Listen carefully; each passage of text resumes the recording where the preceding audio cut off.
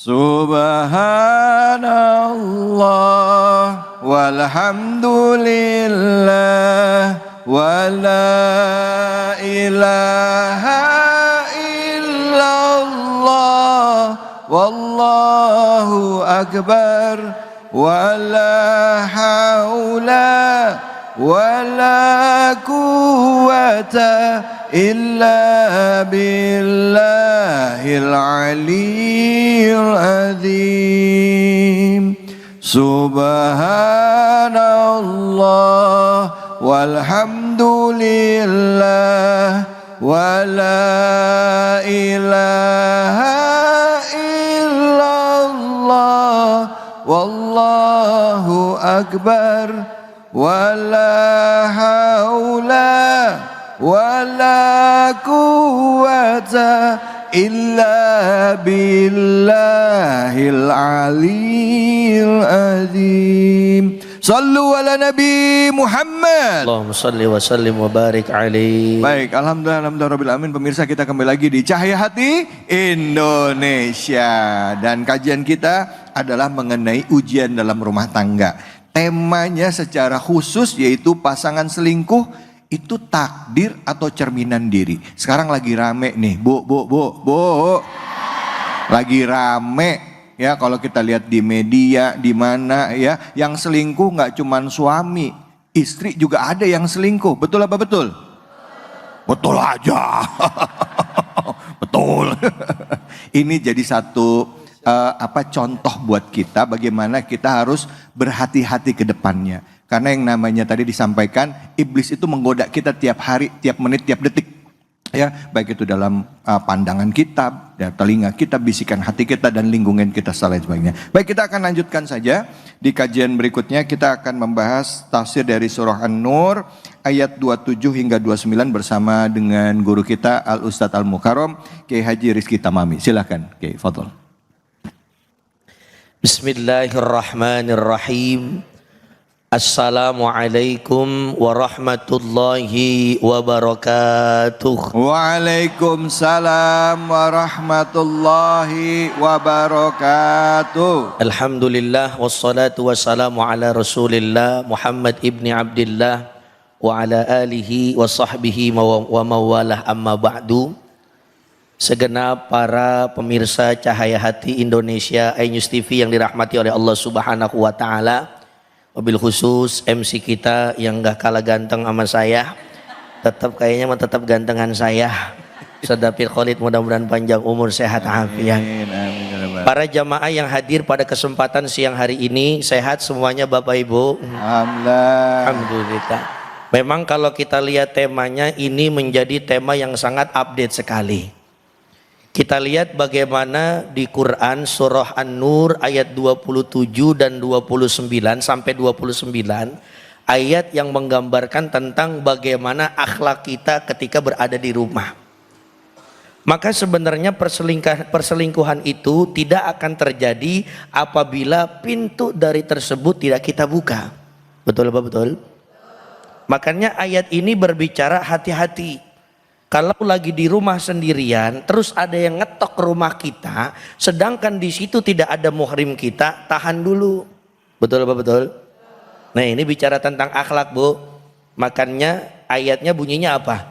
Ya ayyuhalladzina amanu la tadkhulu buyutan ghaira buyutikum hatta tasta'nisu wa tusallimu ala ahliha. Ini belajar tentang akhlak. Kalau seumpama, Bu, kita bertamu ataupun kita misalkan didatengin oleh tamu. Kalau seumpama nggak ada orang yang menjadi saksi, ada yang ngetok, udah tahan dulu. Biasanya kalau kita di rumah, contoh ada tukang paket. Tok tok tok tok paket gitu kan. Itu Pak, tahu nggak Pak, suara yang paling ditakutin sama bapak-bapak. Iya. Kenapa? Karena setiap hari yang datang paket mulu paket. Udah paket COD lagi. Pagi paket, siang paket, sore paket, sampai menjelang tidur Pak, paket mulu paket. Emang tiap mau tidur scroll mulu, apa yang belum gua punya, begitu kira-kira kan ya. Nah, akhlaknya ketika misalkan kita bertamu, ini contoh kita bertamu dulu ya. Ketika kita bertamu, lalu orang yang ada di rumah tersebut di dalam tidak berkenan membukakan pintu kita, lebih baik apa? Udah pulang aja. Contoh. Makanya dulu baginda Rasulullah Shallallahu Alaihi Wasallam mengajarkan apa? Kalau kita misalkan pun ini saya kasih contoh, di depan ada pintu, itu akhlaknya Pak, kata Rasulullah Shallallahu Alaihi Wasallam, sebelum kita ngetok, kita ngambil posisinya jangan di tengah-tengah, rada nyerong kalau bahasa orang Betawi. Paham apa kagak nih kira-kira ya? Tahu ngerti apa kagak ini kira-kira ya? Ngambilnya rada serong. Kita ketok, tok tok tok tok, assalamualaikum. Nyaut apa nyaut ya? Waalaikumsalam. Kalau seumpama belum dinyautin, kira-kira ngetok lagi apa enggak? Ketok lagi. Berapa batasannya? 3 kali. 3 kali kagak dibukain, berarti kan dia belum berkenan untuk menemui kita. Bisa jadi maaf, misalkan di dalam itu misalkan ada perempuan sendirian, nggak ada laki-lakinya. Terus kita yang namu adalah seorang laki-laki. Ya Allah, nanti kalau saya bukain jadi fitnah. Apalagi misalkan yang datang ke rumahnya mantan pacarnya. Iya. Nggak sengaja ternyata tukang paket mantan pacarnya. Itu namanya celebek. Tahu celebek? Apaan itu? Cinta lama belum kelar. Ya Bu, itu akhlaknya. Minimal gini, minimal kalau kan di rumah biasanya ada jendela tuh ya. Ada jendela, longok dulu. Siapa itu yang nyampe ya? Itu muka kayak gua kenal siapa? Ya ilaha illallah, Pudin mantan SD. Daripada jatuhnya fitnah, mending apa? Jangan bukain. Betul apa betul? Betul. Itu yang akan menjadi maaf pintu awal perselingkuhan. Jadi paketnya ngambilnya gimana Ustadz? Ya titip gue WA ke siapa?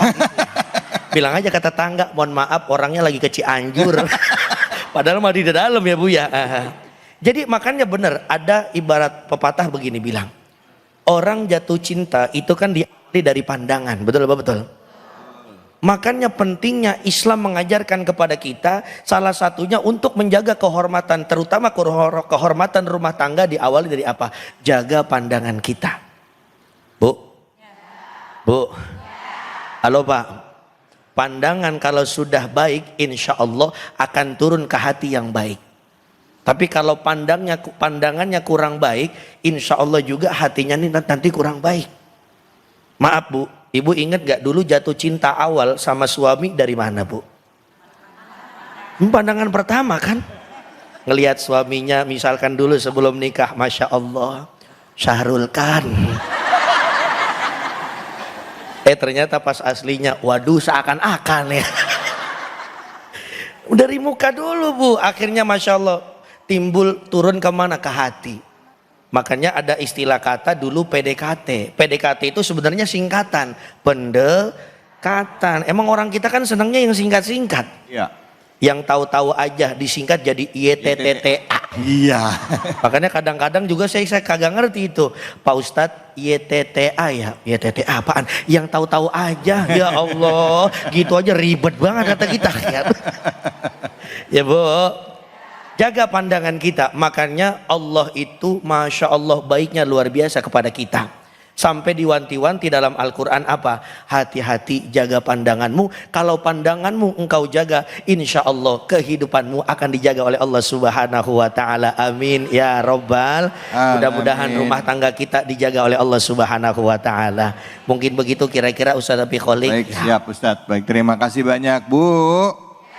Jadi kalau ada tukang paket datang bawa barang gimana, dibukain apa kagak? Tetap dibukain Ustadz. Orang paketnya pesenan katanya. Yang penting kalau ketika kita ketemu misalkan abang paket, antar paket, pakai pakaian yang kira-kira pantas. Jangan maaf tukang paket dateng nggak pakai kerudung, udah begitu pakainya cuman daster, bolongnya 10 titik. Masya Allah. Baik, makasih banyak Ustadz. Bu, jelas ya Bu ya. Jadi tetap ada adab dalam menerima tamu. Dan buat kita yang bertamu juga ada adabnya ya. Ngetok pintu, ngucapin salam 3 kali, nggak dijawab pulang. Jangan nungguin. Cuman masalahnya ada juga yang kayak gitu Bu. Udah 3 kali nggak dijawab, dia tetap nungguin. Siapa Bu? Tukang kredit. Jangan kemana-mana.